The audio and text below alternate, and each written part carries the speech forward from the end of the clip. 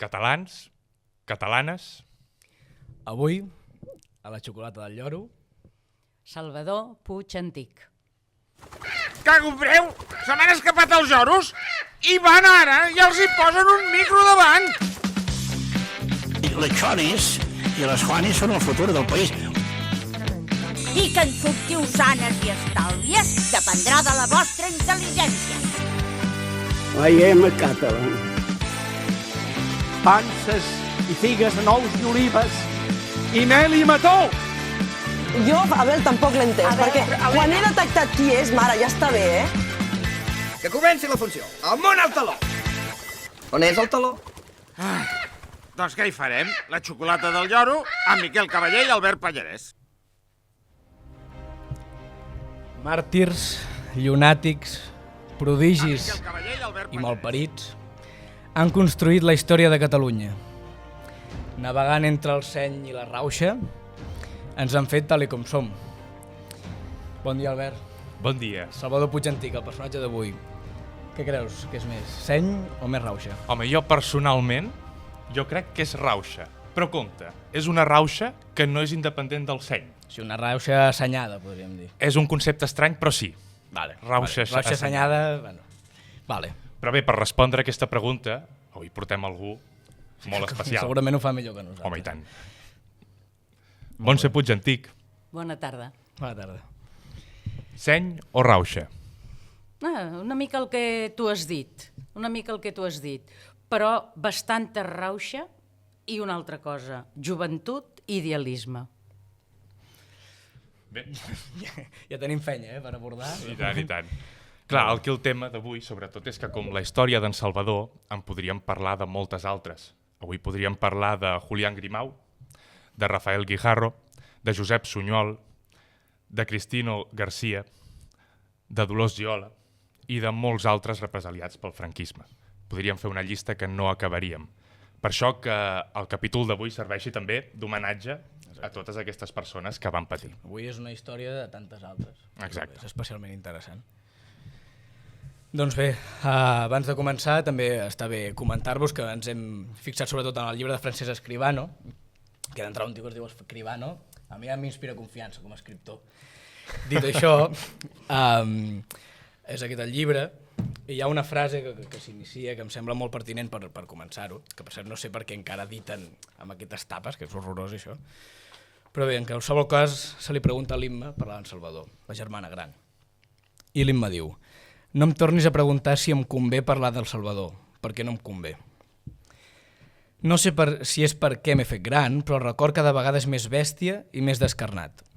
El dolor és com un pòsit barrejat en el líquid d'una ampolla que mai no es desfà. Sempre és allà. Si no el remeno, es queda quiet al fons de l'ampolla. Quan l'ampolla es tomba, el record del record impregna tot el meu cos. Per això no em convé parlar del Salvador. Però a pesar d'això, tinc molt clar que ho he de fer. Doncs bé, avui, juntament amb l'Albert i la Montse, sembla ser... és més atractiu per a coses més divertides, però avui sembla ser que tocarà tombar l'ampolla una mica. Sí, exacte. Però abans de fer-ho estarà bé que anem als orígens. Un 30 de maig de 1948 neix a Barcelona Salvador Puig Antic, en el si d'una família catòlica, però alhora de fortes conviccions republicanes. Sí, no és ben bé convergent. Exacte, és a dir, és una família de 6 fills que aquesta tendència catòlica es podria fer pensar en una família convergent. Sí. Però no, no és el cas. Quasi. En aquest cas, els pares, en Joaquim i l'Imma, tenen 6 fills. Per aquest ordre. Bueno, d'entrada ja també a carnet de família nombrosa, que avui tindríem bastants descomptes en moltes coses. Oh, i tant. Sort en vam tenir nosaltres el carnet. Sí. Doncs bé, els germans eren Joaquim, Imma, Salvador, Montse, que avui ens acompanya, la Carme i la Marsona. Sí. Doncs bé, anem a abordar, una vegada donant aquest context, un dels temes que potser sí que poden fer una miqueta la història una mica més entretinguda. Doncs bé, Salvador Puig Antic, bé, té una infància molt feliç, tot dinant hem comentat, no, al centre de Barcelona, a tocar de la plaça Sant Jaume. Sí. I bé, és un noi feliç, que llegeix, inquiet, molt inquiet, i amb aquest punt de rauxa que ja acabem de comentar també. Sí, és un tio mogut, en Salvador. I també no és que la seva infància passi allà, però sí que hi ha un ferm record i record present tota l'estona de Vilafranca del Penedès, no? Que és la part materna, ve de Vilafranca del Penedès i allí és on es desenvolupen. Heu dit Vilafranca del Penedès? Mita'l. Sí? També sí. Bon dia. Bon dia. Bon dia, Eduard. Curiosament, avui us porto un vi de Vilafranca. Home, Mira. quin detall. Molt bé. Els anfitrions, que jo no porto qualsevol vi d'aquests que pugueu trobar als supermercats, Sí, això és veritat. sinó jo us porto qualitat. Concretament, avui us porto un vi negre 100% ull de llebre, Mira. fet amb agricultura ecològica i que amb molta amabilitat ens ha estat cedit pel celler Molet Viticultors. Els nostres amics de Molet Viticultors. Grandes Molet Viticultors, moltes gràcies. Exacte, ells mateixos. Bé, Molet Viticultors són un microceller que estan dins l'àrea del Penedès. Si un dia els voleu visitar, estan a les afores de Vilafranca i bé, està portat per viticultors, productors de vi, però si no, no tindríem aquest vi avui aquí, però en definitiva, pagesos de tota la vida. Vale, Clar, pagesos de tota la vida, això ens agrada. Diu en català. Bé, són uns pagesos que fan una agricultura així una mica més moderneta, amb biodinàmica, ecològica, com he dit, i regenerativa. Perdó, però no sé si tu ho has entès. Sí, jo li compro, però això últim que has dit, com has dit? Bueno, viticultura regenerativa. Viticultura regenerativa, ja. 5 cèntims, sisplau. Bueno, no és que res més, deixar que si hi ha 4 insectes i 4 plantes al mig de les vinyes, pues, no matar-les. En aquest cas, que les tisoretes són l'insígnia d'aquest vi, pues deixar-les follar. Ah, molt bé. Mira. Molt bé, llibertinatge a les vinyes. O sigui, dins d'aquí hi ha hagut tisoretes follant? Bueno, podem dir així, sí. Començo a entendre una mica jo, Però a veure, les tisoretes follen en tots els camps. Exacte. Tots els cellers fan això. Tot arreu passa això. Bueno, hi ha gent més conservadora que no li agrada tenir insectes follant al mig de la vinya. Hi ha gent que ensofata fins que no queda cap formiga. És que hi ha gent molt tancada, també. Sí, home, gent d'antes. Sí, ves. Molt bé. I què hi podem trobar aquí dins? Bé, dins la copa hi trobareu això, un vi negre 100% monovarietal d'ull de llebre, de l'anyada entre 2017 i 2018, amb molt poca intervenció, això vol dir que van fer el vi i se'l van deixar oblidat, i això sí, passat 6 mesos amb bota de fusta. Pregunta ràpida. Tot això que acabes d'explicar es pot correspondre a un, com es diu en català, un tempranillo? Un tempranillo, exactament. Gràcies, ara sí, vale. Però és que m'havia perdut. Molt bé. Espero que us sigui del vostre gust i compte que té 14 graus i mig i això puja bastant al cap. Vagi de gust. No t'agafa el cotxe, no, Montse, avui? No, vaig amb tren. Millor. Molt bé. Hòstia, però... Perdoneu, però... És que hem contractat un cambrer i... Un metre. Un metre. 1,90 m, concretament. 1,90 m. Però no ens serveix. Si volíem un metre ens hem quedat mig metro, de moment. Bé, Bueno, tu mateix. ja ho fa jo, sí, ves. Si vols estar ben servit, ja que diuen, no? Molt bé, li foto, I tant, fota-li, fota-li. Això tira per llarg. Ja diràs prou. Perquè tot això, Va bé així? estàvem... Sí, perfecte, estàvem a la infància. Que no se'ns oblidi Exacte. el Sí, fil que senyor. estàvem estirant. I a tot això hi ha una anècdota que, Sí. Miquel, tu sabràs apuntar molt millor que jo. Sí. Seguim a la infància, amb un pèl de vi, perquè tot vagi una mica millor. I bé, en aquesta rauxa que acabem de comentar, d'en Salvador, i jo crec que hi ha una anècdota que reflecteix perfectament el Salvador petit i que ja ens donarà una perspectiva bastant àmplia del que és. Bé, estem en franquisme, anys 50, si no m'equivoco, i bé, dins l'Starter Pack, no, del pack bàsic de franquisme, entra el col·legi de monges. No, això. I els nens, els capellans. I els nens capellans, exacte. Com ha de ser. Exacte, De per com tots l'època. sabem. Doncs bé, en Salvador, com no és excepció, se'n va al col·legi dels capellans, no? I com també n'entra en aquest pack de col·legi de monges i capellans, entra un professor que li diu tonto a un nen. Això també sempre entra, aquestes coses. I ho trobo poc. Sí, per l'època. A veure, si te deien tonto, mira, encara. Que si tenia em posen sort. a casa content. Bé, doncs és en aquestes que en Salvador presencia una d'aquestes accions i doncs el professor li diu tu eres imbécil, evidentment en castellà, però en català en aquell moment no s'entén gaire, i diu tu eres imbécil. Doncs en Salvador, sense pensar gaire, també és veritat, s'aixeca i li fot una hòstia al·lucinant i quasi gairebé el tomba. Sí? Llavors en Salvador en aquell moment ja doncs, senta un precedent que suposo que a casa devia girar una miqueta l'ambient, i bé, és expulsat, com no pot ser d'altra manera, però bé, ja estem veient una persona que davant les injustícies o davant d'un poder que es mostra bastant injust amb els seus, doncs no dubta en clavar-hi un cop. Sí? Doncs bé. És un fet que, diguem, que marcarà. I també va marcar a nivell familiar, perquè ma mare a mig curs sentia per dir què farem amb aquest nen a mig curs, qui ens el voldrà? Clar, sí, s'obre un altre problema. Exactament, sí, fins que al final van trobar uns altres capellans, els caputxins, que van dir, senyora Puig, que passi, que ja l'adreçarem aquí. I a mig curs van agafar el Salvador. Molt bé. Doncs sí, doncs sembla que va a un altre i a veure com m'anirà aquí. Doncs tot i així, tot i canviar, la naturalesa d'una persona és difícil de controlar, ni que sigui per capellans, no? Doncs bé, segueix progressant amb la mateixa manera de ser i arriba un punt que, més enllà de treballar, paral·lelament, s'apunta a un curs preuniversitari nocturn. I aquí volem parar perquè és un concepte que ja ens va girar una miqueta al cap. Sí, de fet, no sé quina de les 3 paraules és més estranya. Sí, curs preuniversitari nocturn. Sí, ja el curs preuniversitari ja no és estrany, a sobre de nit, no, que sembla, home, perdona, però és com una de les excuses, no?, quan arribo tard, no? No, és que vinc del curs preuniversitari... Bueno, doncs aquesta ja no colarà, n'hauré de pensar una altra.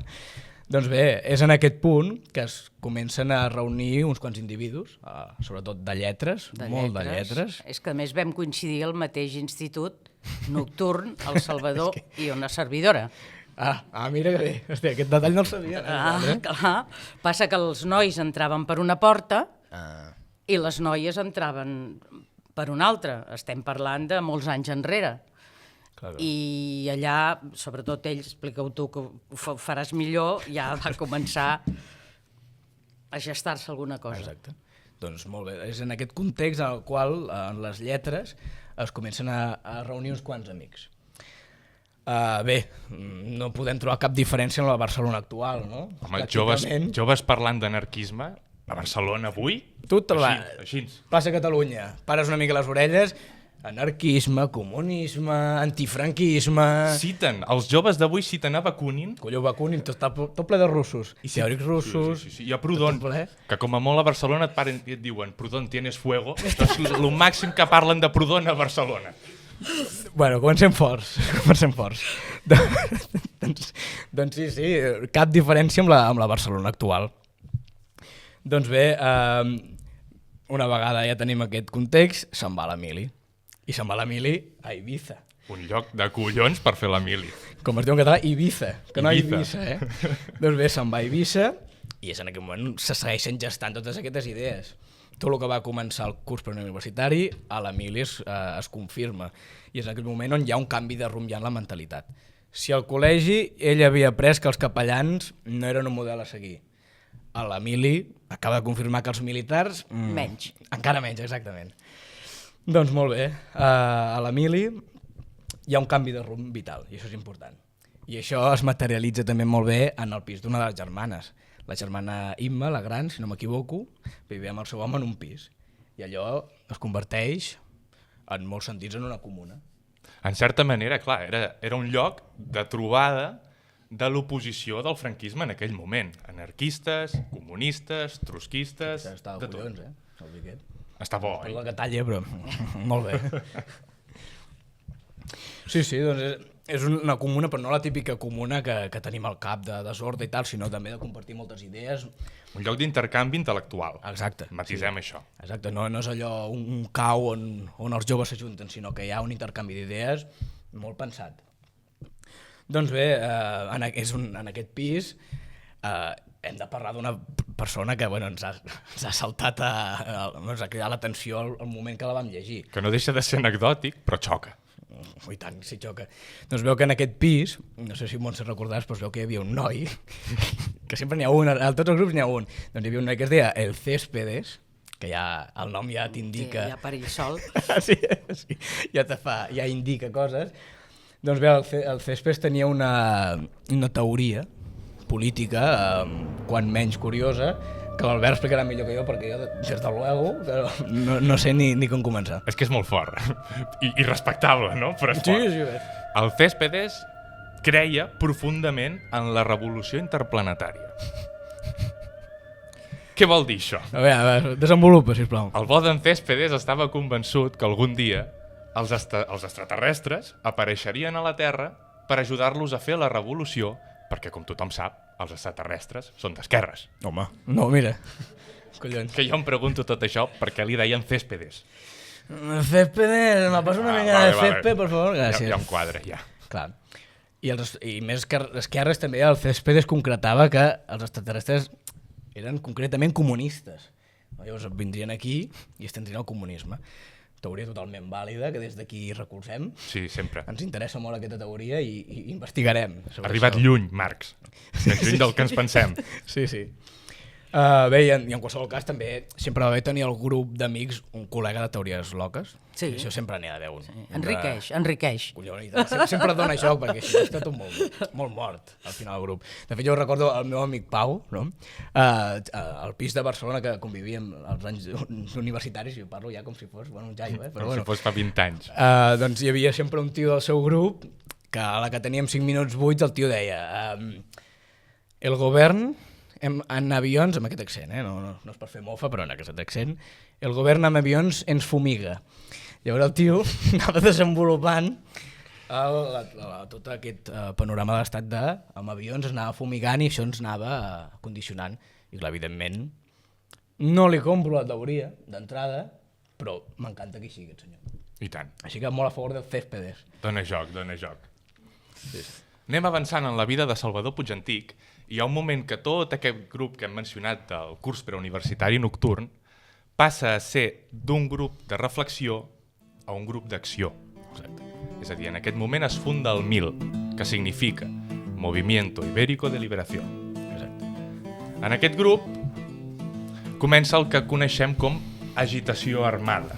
Que no és el mateix era el que feien. Que lluita armada. En absolut. Hem de diferenciar. En absolut. Les accions del MIL es basaven principalment en atracar bancs, no per enriquir-se, sinó per amb aquests diners ajudar els obrers en les seves lluites i fer publicacions per difondre les seves idees. És molt important que quedi clar que les accions del MIL, concretament, és molt divers tot aquest món, però el MIL no es quedava ni un sol duro dels bancs que atracava. Tot anava per la causa.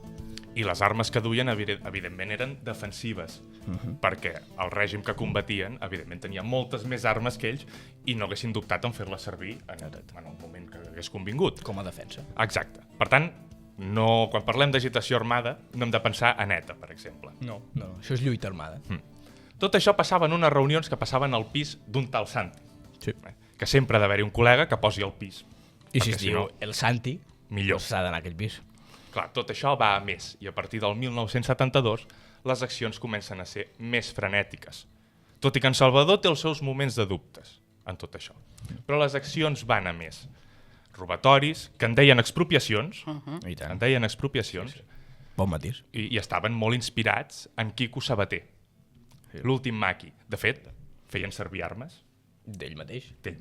Sí. És a dir, el MIL tenia les armes d'en Quico Sabater, l'últim maqui. Que això és un detall no menor, en qualsevol cas. Exacte, i arran d'aquest frenetisme comencen a aparèixer les primeres sospites. Sospites que porten a clandestinitat, a trencar certs llaços familiars, tot i que sabem que en Salvador, d'entre els del grup, no era el que més llaços va trencar. No. Però bé, tot això sempre sobre una base d'atreviment i inconsciència. De fet, era tal que, si em permets l'anècdota, van atracar un banc a Mataró. I en aquest banc, en Jordi Soler, un dels membres de la banda, va decidir que els hostatges els havia de fotre un rotllo. Els havia d'explicar les causes del seu grup. Evidentment. Què passa? Que el pobre Santi, doncs, s'anava entrebancant. Per tant, imagina. Sí, no, la situació és còmica com a mínim. Sí, perquè els companys de banda se n'enfotien del Jordi mentre els hostatges estaven acollonits. Sí. Perquè si ets un hostatge no te n'enfotis mai de l'atracador. No, si tu estàs allà acotxat, evita riure, però sí que és veritat que els mateixos companys, un tios encaputxats allà, enfotent-se'n del tio que estava fotent el discurs. I tu imagina que t'atraquen, et fan acotxar, no pots riure, el tio et fot el rotllaco de la seva ideologia... Tartamudejant, entrebangant-se, i a sobre no pots riure. O sigui, no li desitjo a ningú, de veritat. Per això també ens hem pres, perquè comprengueu una mica la història, la llibertat de fer un petit sketch de com creiem que era una possible reunió del 1000 i tu, Montse, en qualsevol cas... Ens pots corregir, Ens pots corregir o ens pots fotre un clatallot, si ho trobes convenient. No és real, però està mig basat en fets reals.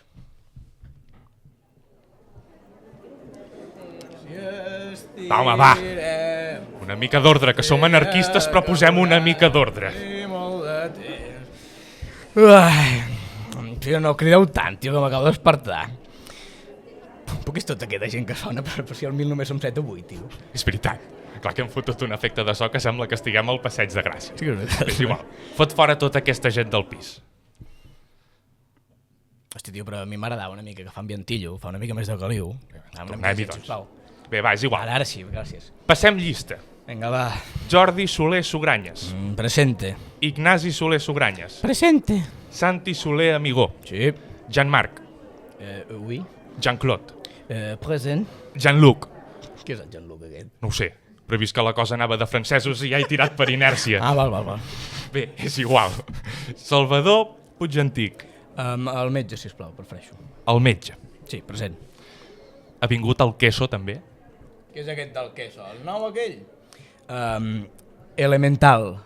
Elemental. És un xiste que sempre fa, com que diu el queso. En qualsevol cas, Josep Lluís Pons, per servir-lo. Sí, d'acord.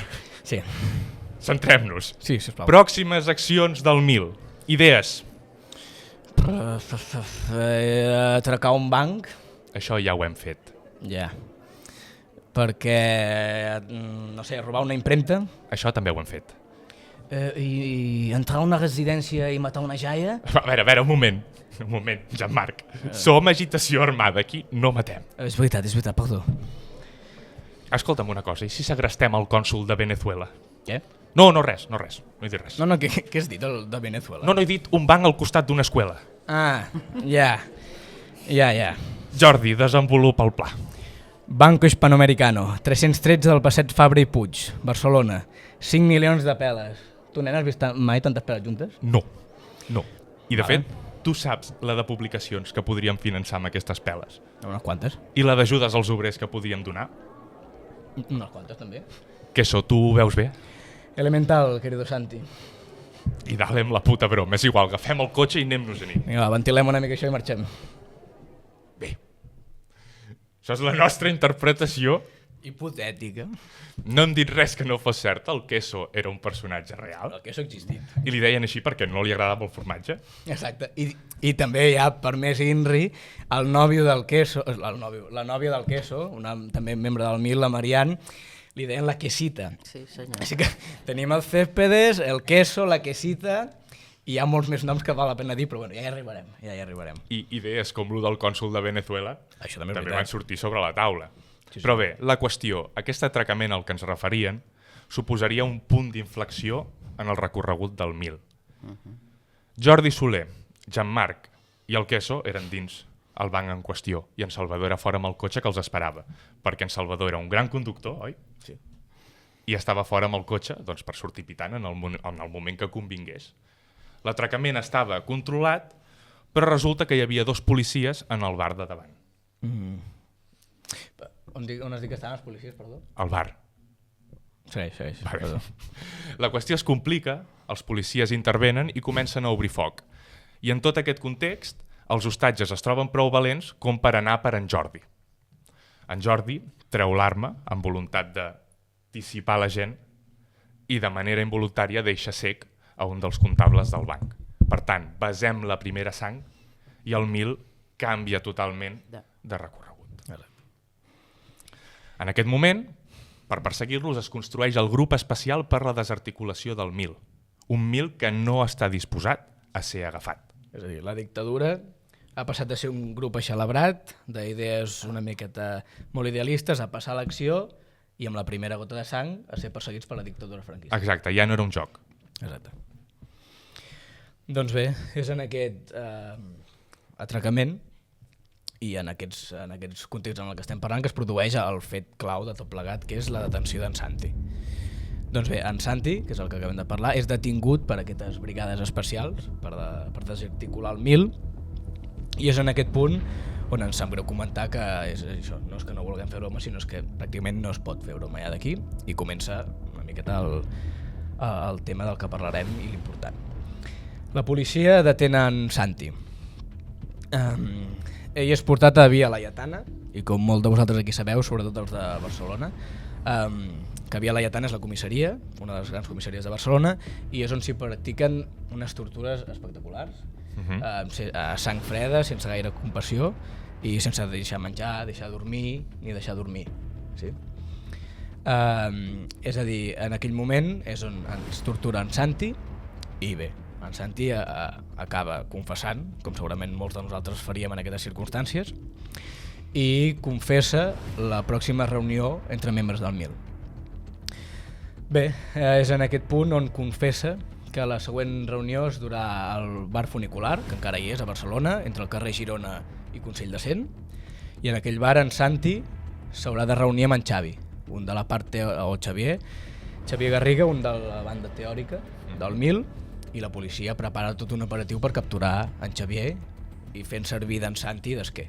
Sí? Doncs bé, això passa el 25 de setembre de 1973.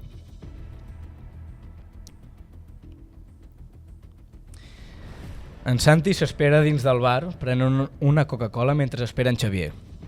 Prop d'ell, Francisco Anguas, policia del grup especial contra el MIL, llegeix un diari mentre vigila que en Santi no faci cap senyal alertant els companys. Fora del bar, més policies de paisà s'esperen per actuar. Xavier, per sorpresa, no ve sol a la cita, sinó que l'acompanya Salvador Puigantic. Els agents l'identifiquen ràpidament. És el metge. Quan arriben a la porta del bar, la policia els atura i els deté. En Xavier no ofereix resistència i en Salvador, com hem comentat, amb la seva rauxa característica, intenta escapar. Una de les seves premisses. No es deixaria mai enxampar. Bé, doncs la policia l'atura i comença la batalla. Un inspector redueix per un moment en Salvador i li fot 7 cops de culat al cap. La sang tenyeix el rostre d'en Salvador. Els vianants observen l'escena, els veïns surten als balcons i els clients dels comerços resten immòbils sense saber com reaccionar. La baralla segueix i es desplaça dins del portal número 70 del carrer Girona. La confusió segueix i senten trets. Dins del portal hi ha hagut foc creuat. Els crits d'olor i l'olor a pólvora omplen el portal mentre a terra hi ha 2 cossos inerts. Francisco Anguas i Salvador Puigantic, tots 2 descansen sobre un vessal de sang. Tots 2 són traslladats al clínic i en Xavier i en Santi són portats a Via Laietana. Bé, en Salvador és portat a l'hospital clínic amb una ferida de bala al maxil·lar i més ferides pel cos, a l'espatlla, sí, per culpa de les bales, i en tot aquest context el curen, li fan les pertinents, no, assistència mèdica, i tot això, hi ha un detall que cal dir, se'l cura emmanillat. Sí? És a dir, per si un tio amb el maxil·lar trencat i amb una bala al braç pogués fer qualsevol cosa, se l'emmanilla tota l'estona, no? Per si no fos suficient. No fos cas que fes alguna cosa estranya. No? Paral·lelament i al mateix temps, Francisco Anguas, mort, hi ha un cadàver, i l'autòpsia no es fa en els seus llocs comuns, sinó que es produeix a la comissaria del carrer Enric Granados. Raro ja d'entrada fer una autòpsia en una comissaria. Jo com a mínim no ho he sentit mai. No, mai. I bé, és en aquest punt on comencen totes les irregularitats del procés i tota una maquinària franquista del règim per tal d'intentar inculpar a Salvador Puigantic d'aquell assassinat i doncs amb un entramat de coses que realment no deixen esclarir gaire cosa del que va passar allí. Paral·lelament, Puigantic està a la presó, se'l porta allà acusat d'assassinat i el MIL intenta treure'l d'allà. S'intenta assaltar el furgó quan se'l intenta portar a la presó, es desestima per temes legals, Oriol Arau no ho veu clar, Oriol Arau és l'advocat, I bé, el Mil pensa una de les altres seves grans idees, que es desestima finalment, però té previst també segrestar la nova estrella del Futbol Club Barcelona, que no sé si us sonarà, que es deia Johan Cruyff. Vale? S'intenta segrestar Cruyff, però què passa? Forma part del Barça, i el Barça és el gran bastió antifranquista en aquell moment. Llavors, podríem dir que és anar contra l'aliat. Sí? Per tant, es desestima el segrest de Johan Cruyff. Exacte, i a més estem, per resumir-ho una mica tot, en un context on no se sap ben bé què va passar en aquell portal, però tampoc s'està disposat a investigar-ho. I si la cosa ja anava de cul, un 20 de desembre, a 2:15 del matí, 1973 estem, al carrer Claudio Coelho de Madrid, Carrero Blanco vola pels aires. Sí, fa el trompo. Fa el trompo. Sí. I en aquest moment la cosa s'acaba de tòrcer per complet. De fet, Jesús Irurre, un dels funcionaris de la presó, li va donar aquesta notícia en Salvador, que cau desplomat a terra, i verbalitza: ETA m'ha matat. Per què? Perquè després d'això, evidentment, el règim franquista buscaria venjança, buscaria sang i buscaria un cap de turc. En Salvador, que mai va apostar per la lluita armada, pagaria aquella jugada.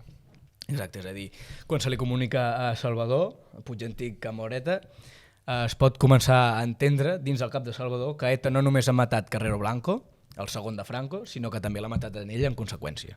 De fet, en Joaquim, el germà gran, sí, quan llegeix l'atemptat de Carrero Blanco a les notícies, ell vivia a Nova York, exercia com a metge, torna cap aquí i quan baixa de l'avió baixava ja amb mentalitat de funeral. Imagineu si la cosa s'estimava com a immediata. Sí, sí. Però bé, 19 de febrer de 1974, el Consell Suprem de Justícia Militar confirma la sentència. I l'1 de març del 1974, el govern de Franco i els seus ministres donen l'enterado. És a dir, han de dir un vale. La confirmació final. Va. Una paraula que pots dir amb tanta facilitat des de la distància. La qüestió, que a partir d'aquest punt, Salvador té 12 hores fins la seva execució. En aquest moment, tot i així, molta gent segueix confiant en un indult. Feia molts anys que a Espanya, també cal dir-ho, no es matava cap pres, o la dictadura no matava cap pres polític, i clar, la conseqüència final de la condemna a mort estava una mica a l'aire, no tothom ho veia tan clar, es confiava en un indult en aquell moment. Sí, de fet es van buscar suports allà on fos, és a dir, suports internacionals. Es va trucar al Vaticà, sí, i tant, per buscar el suport del papa, es va buscar el canceller alemany, es va buscar suports a tot arreu. I aquelles 12 últimes hores són frenètiques. L'advocat Oriol Arau entrant i sortint. Paco Caminal també. Paco Caminal. Sí. Magda Uranic. I les germanes fent suport en Salvador. I el gran tema aquí és que evidentment a Salvador li imposen morir sol, perquè evidentment no deixen que les germanes estiguin presents en aquell moment. I evidentment en Salvador no era conscient de que la pena que l'esperava era el garrot vil. Ell no ho sabrà fins l'últim moment. Exacte. I quan s'hi troba, verbalitza: això és una putada. Ell confiava en ser afusellat. Tu imagina't en quin punt has d'estar, vital, de que la teva màxima esperança sigui ser afusellat. És a dir, que és que no sé quina sensació s'ha de tenir dins, però que l'afusellament sigui la teva esperança, bé, ja revela molt d'aquest moment en el que estem. Volien que el país, que la gent se n'en recordés, i evidentment ho van aconseguir. Paral·lelament, a Tarragona, a la presó de Tarragona, també hi va haver una execució amb garrot vil. Aquí al costat, sí. De Heinz Chess, que això sempre ha quedat en segon pla, però va passar a la mateixa hora, que ell, al contrari d'en Salvador, se'l va deixar estar acompanyat. Exacte, sí, sí. I ell sí que va matar a trets a un policia nacional. De fet, la idea d'executar a Heinz Chess a l'hora que Salvador Puigantic és equiparar els casos. Heinz Chess és una figura, no, que us recomanem que investigueu perquè és al·lucinant, és un d'aquests altres personatges que no sabem ni abordar, un polonès que a Vandellós va matar a un policia... Sense motiu aparent d'entrada, perquè va ser el policia, va entrar allà on era ell, va treure l'escopeta i va fer net. I abans de morir juga al parxís amb un mossèn, vull dir, és una història també fascinant. Juga amb dos mossèns per decidir quin d'ells l'acompanyarà en el moment de morir. Exacte, sí, sí. És a dir, era un home que crec que li era bastant igual tot i ja demanava que agilitzessin. Doncs la dictadura, amb aquest home que sí que va matar amb una escopeta un guàrdia civil, posa al mateix pla i a la mateixa hora que la mort de Salvador Puig Antic, intentant equiparar els casos. Doncs bé, és en aquest moment on Salvador va al seu destí final, es troba amb el garrot i diu el que ha comentat l'Albert, quina putada. No donarem detalls en què consisteix aquesta tortura i manera de matar una persona, però recomanem que ho veieu no per morbo, sinó perquè sabeu el que representa el garrot vil. I bé, abans de morir, sol, pràcticament, sense les germanes, sense cap familiar, sense cap ésser estimat, davant de persones amb tratge militar i els sables corresponents, els mira tots els ulls i abans de morir els hi diu digue'ls que continuïn lluitant. Una vegada així, se li cobreix la cap i el verdugo de Badajoz, el famós verdugo que inspira la pel·lícula de Berlanga, el verdugo, li posa fi, per no dir que assassina, millor dit assassina, a Salvador Puig Antic amb un dels pitjors mètodes que es poden aplicar. Bé, a partir d'aquest moment commociona la societat catalana, espanyola i internacional, el cas de Salvador Puig Antic. Si no és una cosa regional, a l'efecte d'aquest cas, sinó que arriba i traspassa moltes fronteres. I bé, comença el seu llegat. Però no, això sí que és veritat, no és un màrtir, o ell no volia ser un màrtir. Ell comença un llegat, el que tots hem de recordar, però no un màrtir, en qualsevol cas. Doncs bé, en aquell mateix any, la cultura popular se'n fa ressò, Miró, si no m'equivoco, fa un quadre en aquell moment. Està al museu. Exacte. I tant. Sí, hi ha moltes manifestacions artístiques i també musicals. La famosa cançó de Lluís Llach, I si canto trist, està dedicada a ell, feta el mateix any. I també el mateix Lluís Llach, al seu últim concert de Verges, el 2007, fa un petit discurs abans d'introduir la cançó que dedica a vosaltres, a les germanes, que es diu Queda sempre un fil. Queda sempre un fil. Exacte. Un fil llarg i prim. Doncs això és el que diu al concert de Verges Lluís Llach abans de que soni la cançó. Aquesta cançó està dedicada a les germanes d'en Salvador, perquè si bé la història d'en Salvador és una història terrible, terrorífica, el que varen haver de viure les seves germanes va ser potser encara més espantós per la densitat del dolor i la perduració del dolor en el temps. I les veig ara en tant tan maques, encara reivindicant amb tota la raó la memòria del seu germà. Bé, doncs això és el discurs de Lluís Llach. Donem per acabada la nostra introducció i comencem la conversa o l'entrevista. Com deia Maria Mercè Marçal, la memòria té a veure sempre amb el passat, però potser tant o més amb el present i, en conseqüència, amb el futur. Estimat Quim, la nova és escueta, condemnat a mort. Seria molt difícil exposar els meus sentiments en aquests moments. Tal vegada i com a afirmació del per què he lluitat, que ara, moment de la gran prova, crec més fermament. Han portat a terme una venjança racional. Fàstic és el que sento. Fa ja molt de temps que m'he preguntat què feia jo en aquest món, on encara hi ha un lloc per mi. Arribarà sens dubte, i no em tractis de dogmàtic. La qüestió on es presenta descarnada és davant de tota aquella gent que estimo. És una prova massa dura per a vosaltres. Així doncs, per no caure en divagacions metafísiques sobre la vida, accepta aquestes línies com a afirmació dels meus sentiments. Vers a vosaltres, tu, l'Alí i la Michelle. Jo he entrat amb tot i accepto les meves responsabilitats. Sang que no es vessarà, que es vessarà, però no inútilment. Bé, xiquet, tot el que possiblement podria dir-te va dins d'aquestes línies i en la tristesa del vent. T'estimo, Salvador Puig. Salut i anarquia. Montse, què representa el que ens acabes de llegir? Aquesta és l'última carta, abans de, quan li van dir que estava condemnat a mort, el jutge no es va atrevir a dir-li. I li va dir a un funcionari, por favor, dígale a este chico que lo hemos de matar. porque yo no me atrevo. Llavors es veu que els condemnats a mort tenen una sèrie de prerrogatives i ell li van dir que podia escriure 3 cartes. Llavors ens va escriure una carta al meu tiet de Vilafranca, al meu germà gran, que és el que estava als Estats Units, i al meu pare. I aquesta és la que va escriure el Quim. Es deia Joaquim, però li deien Quim.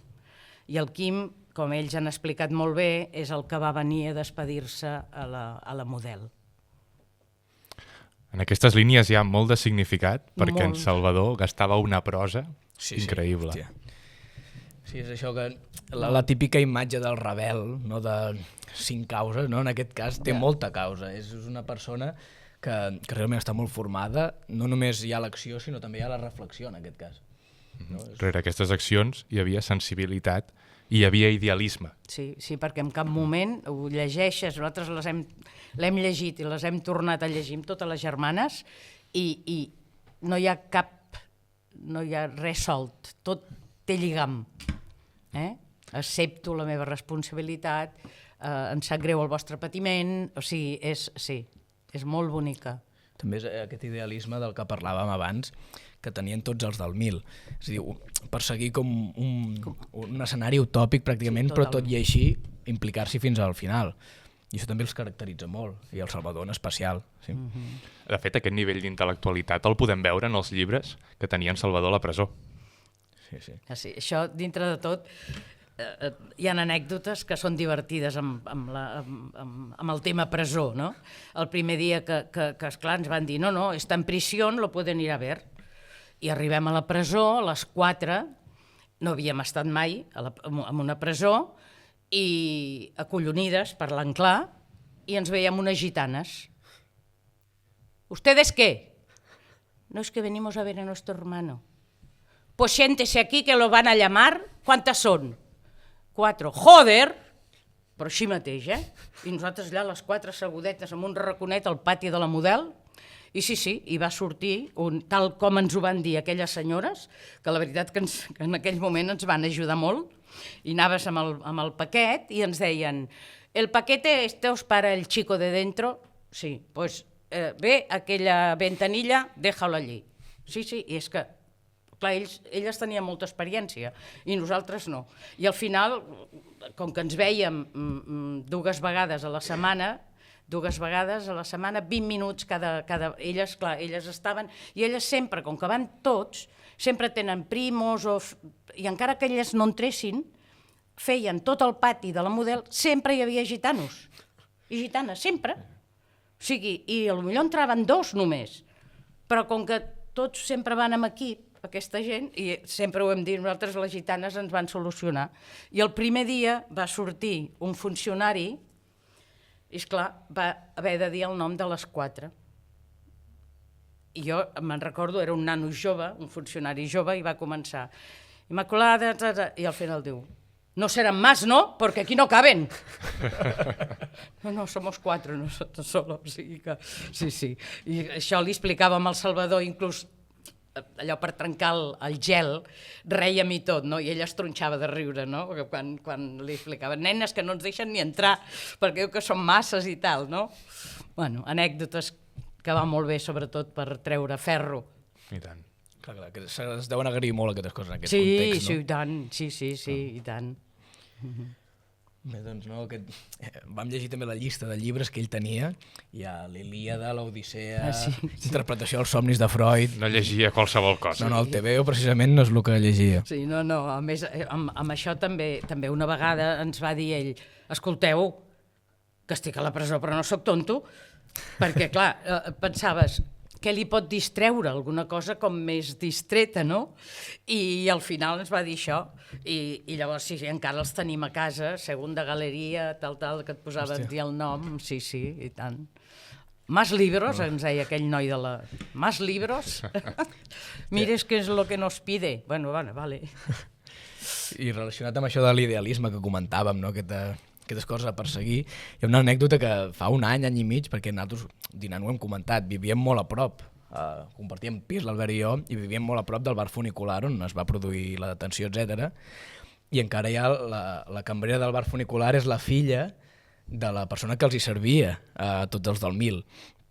I encara hi havia una dona molt gran en aquell moment, allí en una cadira sentada, i vam anar a parlar amb ella, amb un col·lega, i li vam preguntar què tal aquests nois anarquistes i això, i el que recordo més és que ella ens va dir muy buenos chicos, muy sensibles y muchos pájaros en la cabeza. Això crec que és un resum molt clar. Exacte. Sí.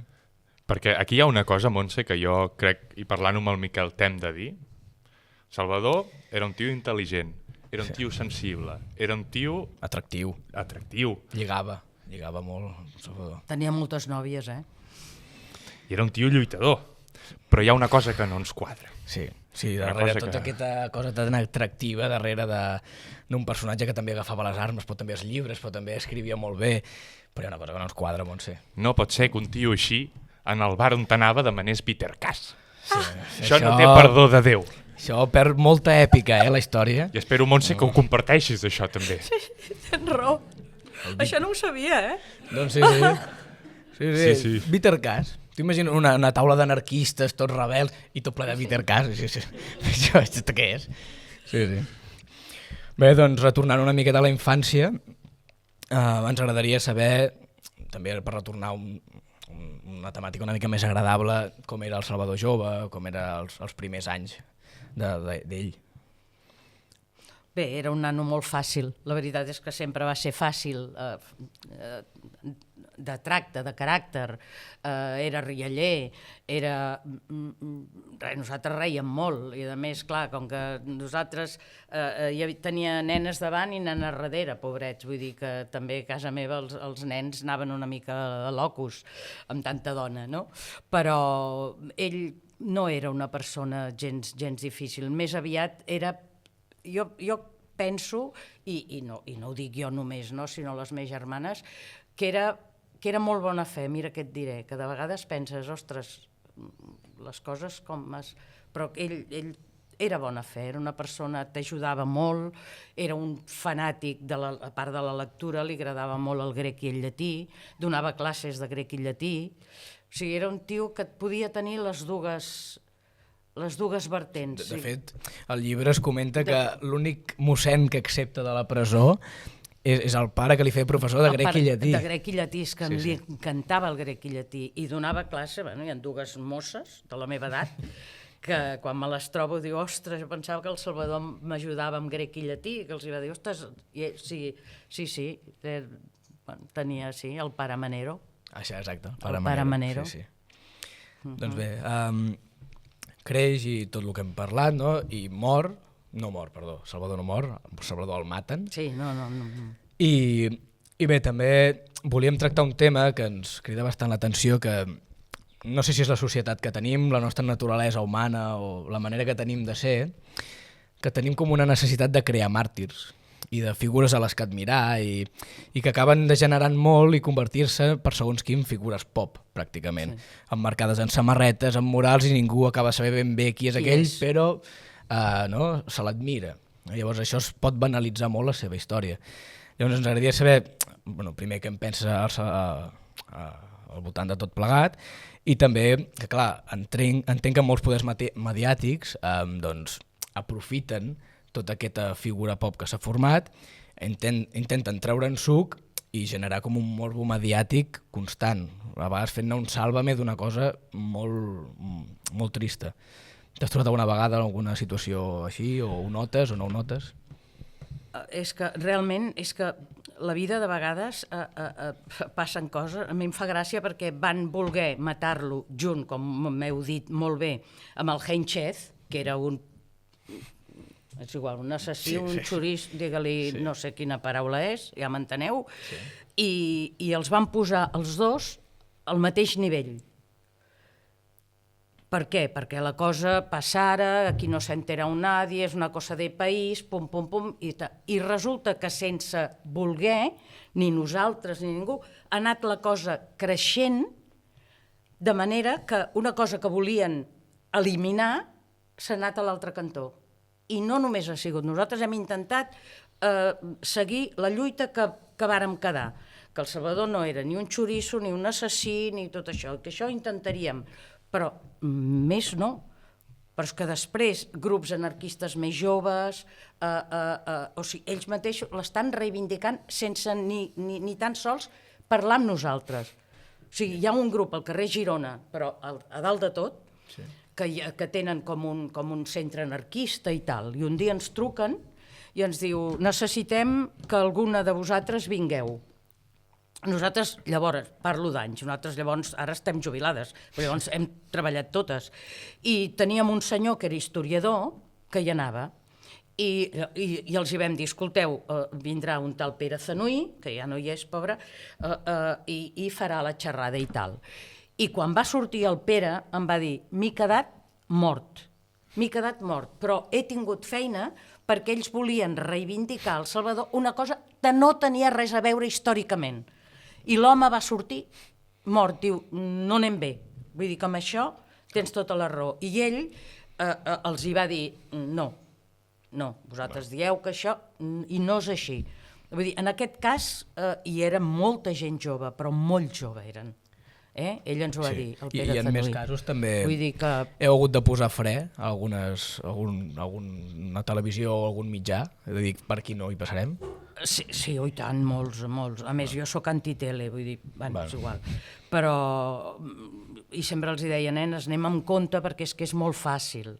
És molt fàcil, entres en una dinàmica que no te n'adones, que estàs, et truquen els del RAC1, els del no sé què, els de no sé quant, i nosaltres ara, pels 50 anys, ens vam reunir i vam dir, ei, segons a quin lloc, no.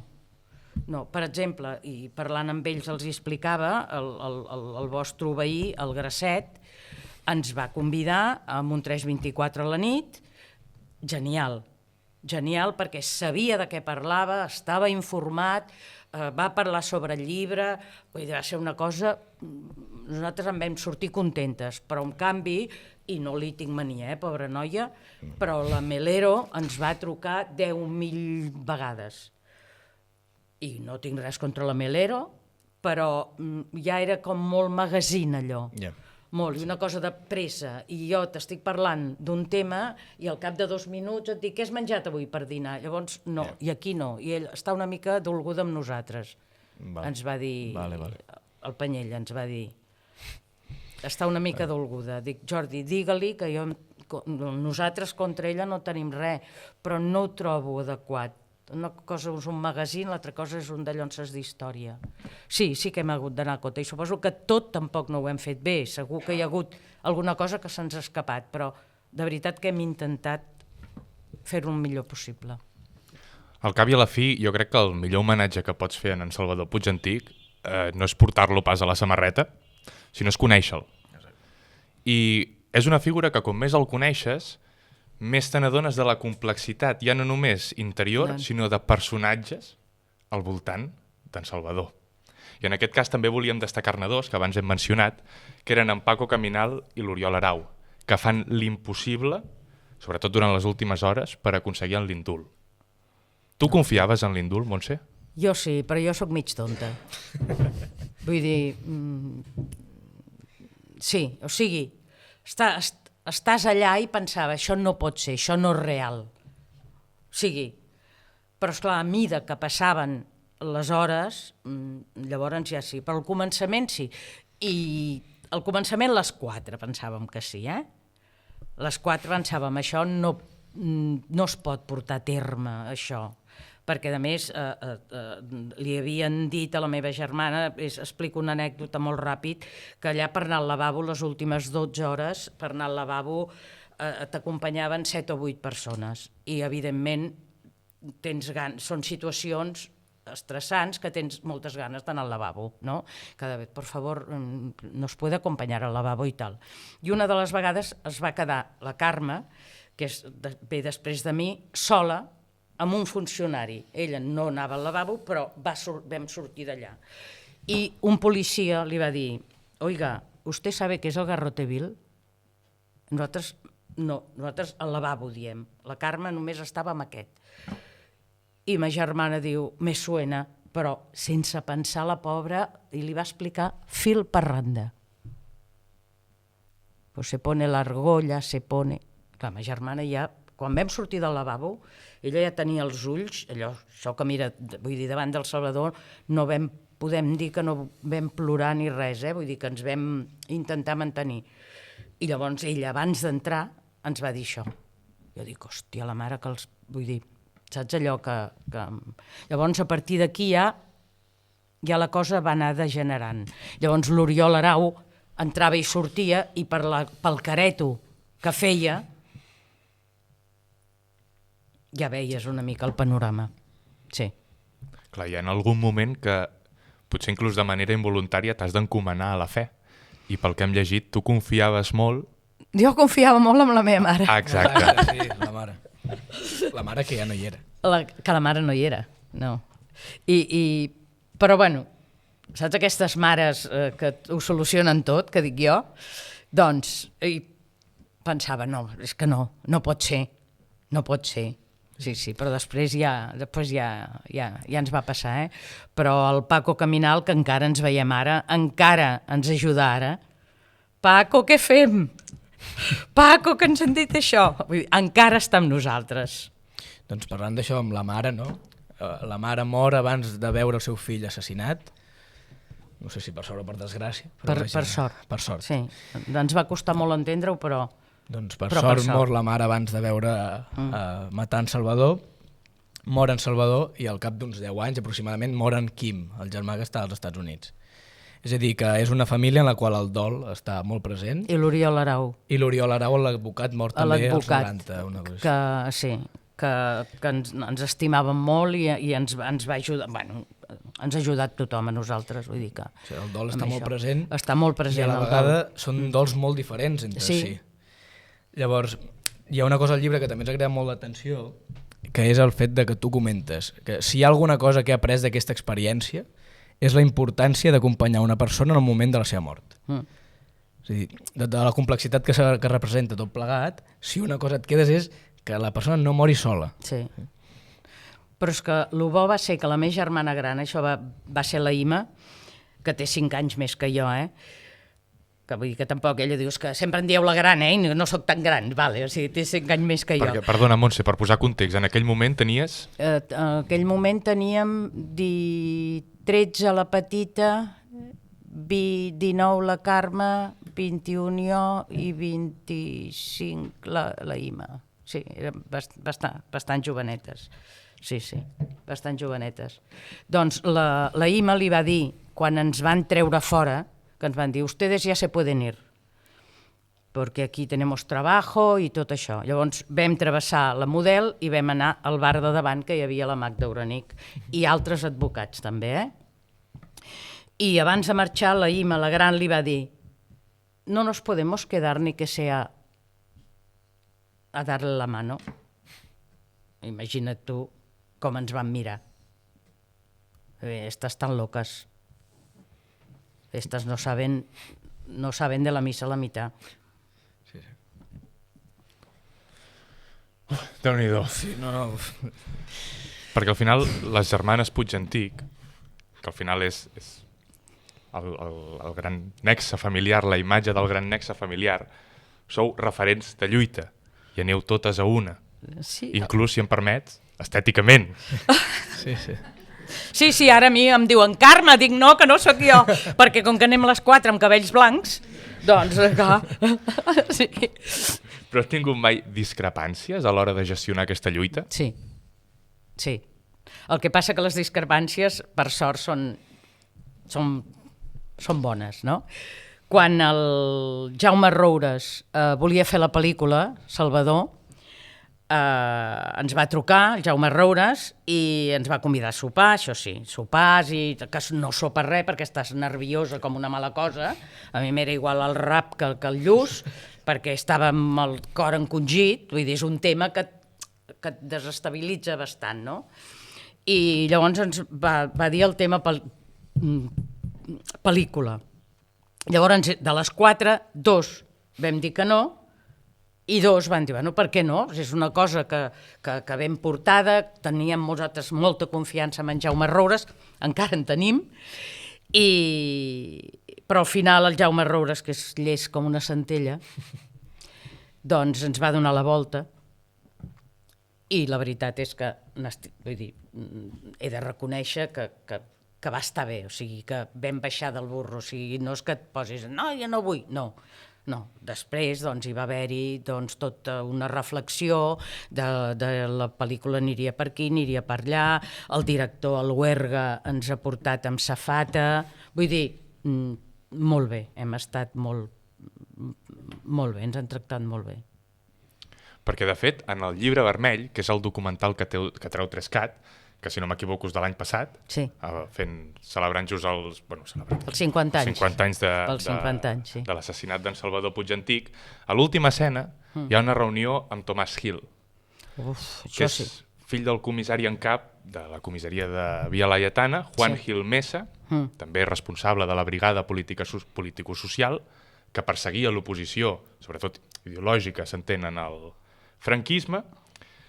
I clar, aquest personatge és un dels grans responsables de tot el procés judicial d'en Salvador Puigantic i de com acaba. En aquesta escena final veiem com en Tomàs Gil, el fill del comissari, us demana perdó. Sí, allò va ser brutal. Brutal. D'aquestes coses que te'n recordaràs sempre. Aquest nano dic nano, deu tenir la meva edat, no?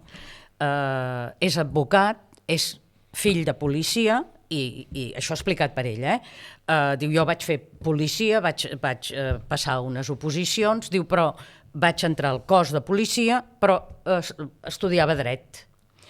Diu, i a mi de que anava estudiant dret, i jo veia que hi havia coses que a mi no em lligaven. S'ha enfrontat a bastanta gent de la seva família, ens va dir té dos cunyats que no li parlen per traïdora a la pàtria. Hòstia, cuidat. Vull dir que, sí, Déu-n'hi-do, Déu-n'hi-do.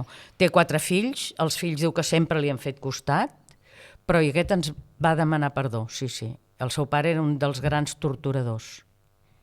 Això, de fet, ho hem parlat també dinant, hem comentat diverses anècdotes i persones que a priori poden semblar, quan parles d'història, els d'un bando i un altre, però te n'adones que hi ha moltes persones intermitges que, tot i formar part del funcionariat o de la maquinària franquista, clar, no tothom està a favor d'assassinar a un jove anarquista, per molt que no comulgui amb la causa. Sí.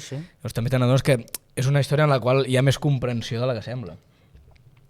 I aquest és un dels casos. El propi fill, busqueu-ho, perquè hi ha el moment final del Llibre Vermell, el segon capítol, hi ha l'escena i és que és acollonant, és una cosa... Sí, molt bèstia.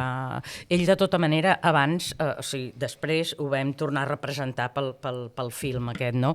Però ell ens va agafar a les 4, li va dir amb el Paco Caminal, amb l'advocat li va dir, m'agradaria veure, amb en Jordi Panyella, no sé, un d'aquests dos, va dir, m'agradaria parlar jo amb ell abans, sense càmeres ni res, no?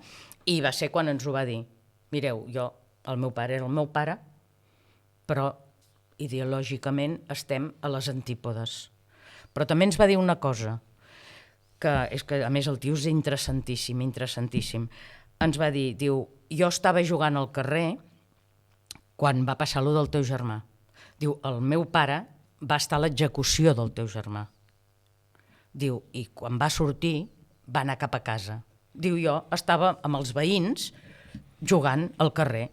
Diu, i quan vaig pujar, diu que li va dir a la seva mare, mamá, ¿qué le pasa a mi padre? Y diu, hijo, ¿por qué?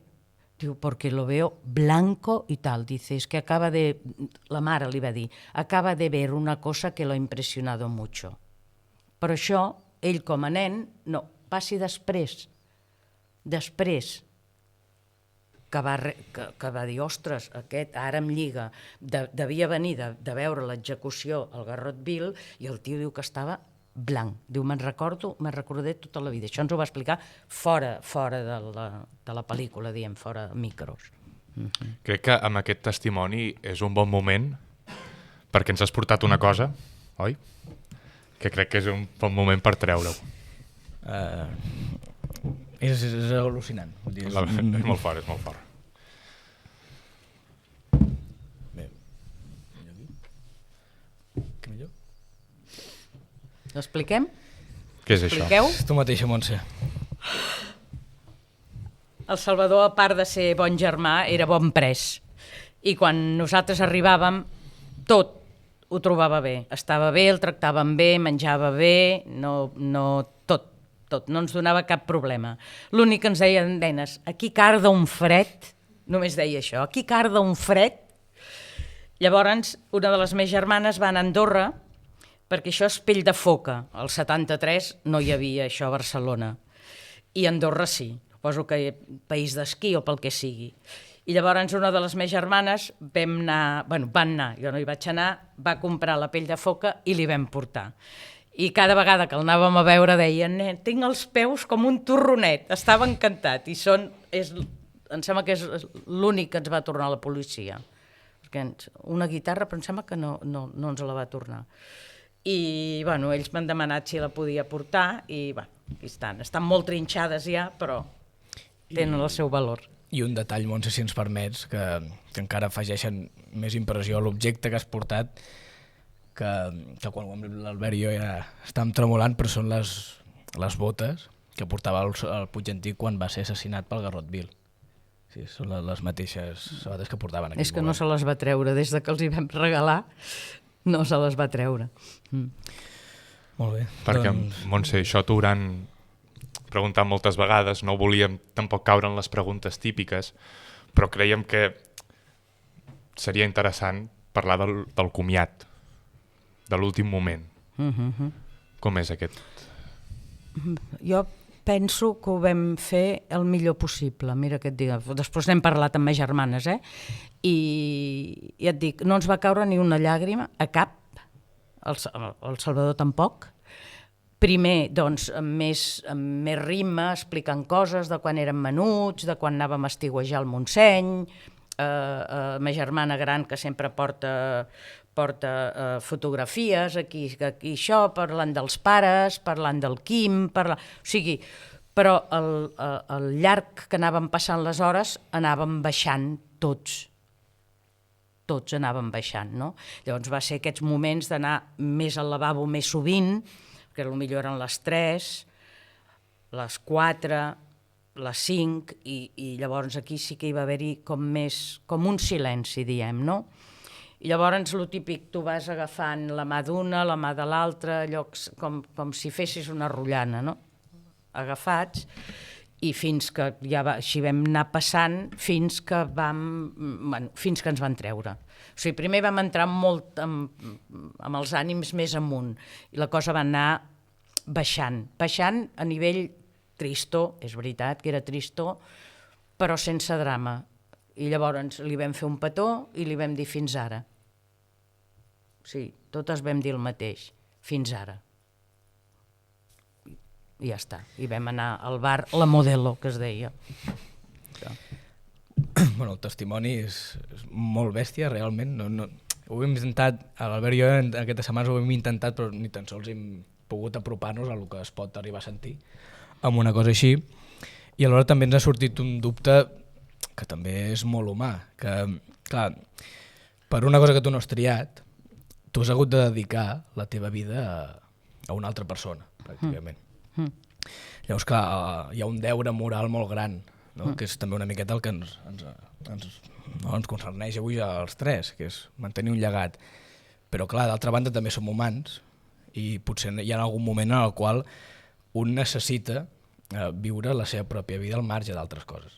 Llavors, la pregunta és això, que si algun moment has notat aquesta necessitat i si alguna vegada, si el benestar personal ha superat la necessitat del deure. Queda lleig que ho diguem nosaltres, però en cap moment hem dubtat.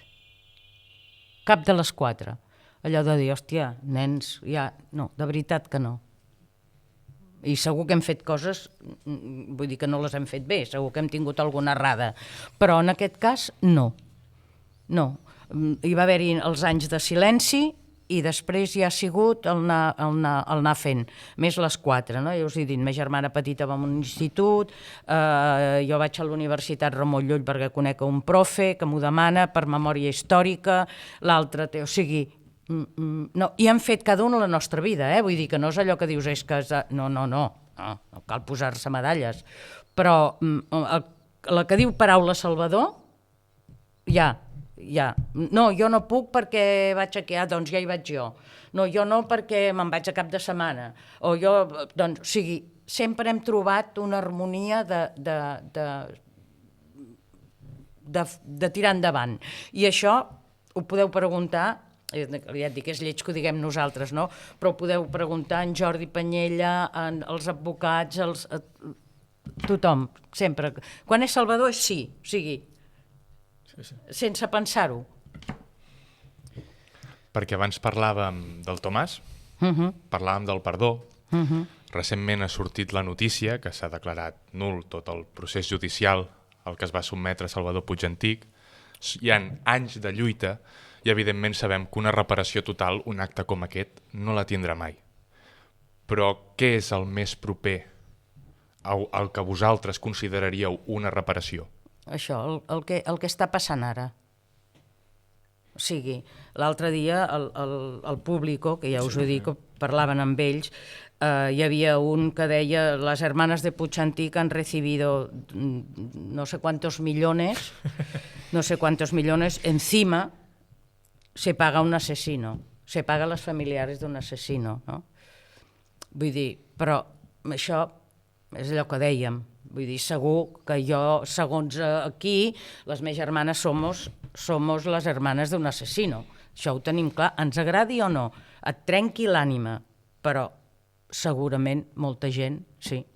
Però nosaltres hem arribat fins aquí, s'ha parlat, molta gent ara ens ha dit, això ens ho va dir un advocat, que hi ha molta gent que sobretot de les fosses comuns, gent que deia, va, deixem-ho estar, que no trobaran ningú, diu, al veure's a vosaltres que heu aconseguit alguna cosa, la gent diu, doncs vinga, som-hi. I ara els de les fosses comunes també s'estan demanant, escolta'm, que el meu pare o el meu avi... O sigui, hi ha hagut com una empenta amb aquest tema. Perquè una última cosa que crec que ha sortit dinant i crec que seria molt interessant... Moltes coses han sortit dinant. No han sortit moltes, però crec que hi ha una conclusió que no podem esquivar i... Sí. Que en tot això, gent amb mala llet, gent amb aquelles idees, n'hi segueixen havent. Però en aquell precís moment, quan va passar lo d'en Salvador, hi havia gent que estava en un lloc on no volia estar. I tant. I abans has dit una cosa fantàstica, que era que la guerra, la repressió porten el pitjor, però el millor de cada persona. I això, ens agradi o no, és així. És així. Hi ha molta maldat, vale, però també hi ha molta gent, molt bona gent. A més, una cosa que jo m'agafo molt, sempre dic, fa més soroll un arbre que cau que 100 de drets. I això és veritat. Hòstia, tota la joventut va drogada, tota la joventut, tota... No, hi ha una part de la joventut que potser, però hi ha una altra part de la joventut que fa una feina immensa, però aquesta no surt als telenotícies. Vull dir que ens hem d'agafar, potser, ja us ho he dit, potser per protegir-nos, no?, davant d'aquesta voràgin, davant de Trump i davant de tota aquesta pallassos que ens... Però ens hem de protegir una mica i penso que hi ha molt bona gent. Bueno, hem de marxar. No, però... Sap greu, perquè estaríem hores i... Bueno, doncs bé, moltíssimes gràcies, Montse, per haver vingut. No, res, a vosaltres, per tot el muntatge. Has vingut aquí a acompanyar-nos. I bé, ja que estem també aquí, no es publicarà el primer, però és el primer que gravem. I no només per ser el primer, sinó per lo que hem tractat, la relació personal i moltes altres coses, és un dia que ens emportarem per sempre. Millor, mira, tot el que... O sigui que gràcies per posar-nos-ho tan fàcil. Així que, bueno... Un 2 de març de 1974, a la presó Model de Barcelona, van matar Salvador Puig Antich. I amb aquest acte execrable naixia un llegat de llibertat, però no un màrtir. Recordeu això ben clar. Com a catalans i catalanes tenim el deure de mantenir aquesta herència, si no és en l'acció, en la memòria. I per tots els joves que persegueixin una causa, que els ressonin les últimes paraules d'en Salvador. Dieu-los que continuïn lluitant. Fins aviat.